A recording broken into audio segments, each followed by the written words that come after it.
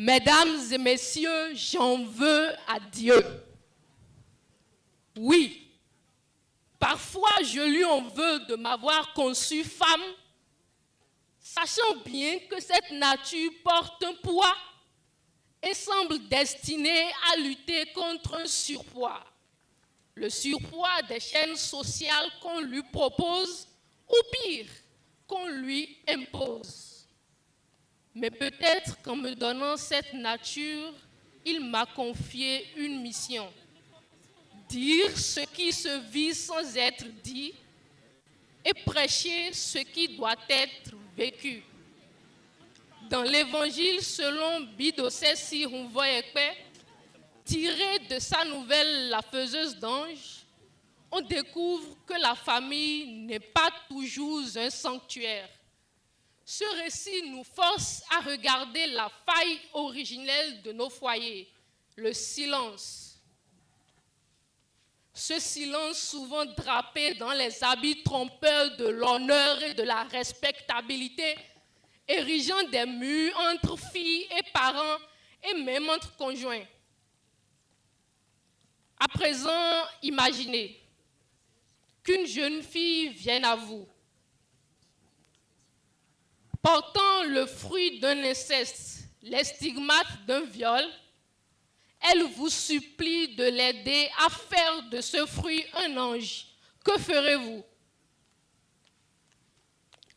Si vous la moralisez, vous ne sauvez rien. Au contraire, vous la poussez vers la clandestinité. Et sachez-le, au Bénin, environ 200 femmes meurent chaque année des suites d'un avortement clandestin. Voyez-vous, la loi de 2021 sur l'interruption volontaire de la grossesse, bien qu'elle soit très bien encadrée, s'est heurtée à plusieurs opinions. Catholiques, évangéliques, musulmans, animistes et même athées nous ont rappelé que pour une femme, la liberté reproductive est encore aujourd'hui loin d'être une évidence. Mais nous devons briser ce cycle où la honte prime sur la vie. Et si vous, parents, dans vos maisons, il n'y a pas ce climat où votre fille peut dire « Papa, maman, je n'aime pas ce tonton » ou encore « Papa, maman, je suis amoureuse », alors vous aurez failli. Et maintenant, allez annoncer à toutes les nations et à toutes les familles la bonne nouvelle, celle de la liberté et du dialogue lorsqu'il s'agit de la vie et du corps des femmes. Et évangéliser sur la base de la faiseuse d'anges. C'est une alerte citoyenne qui nous démontre que le silence et la peur sont des messagers de la mort.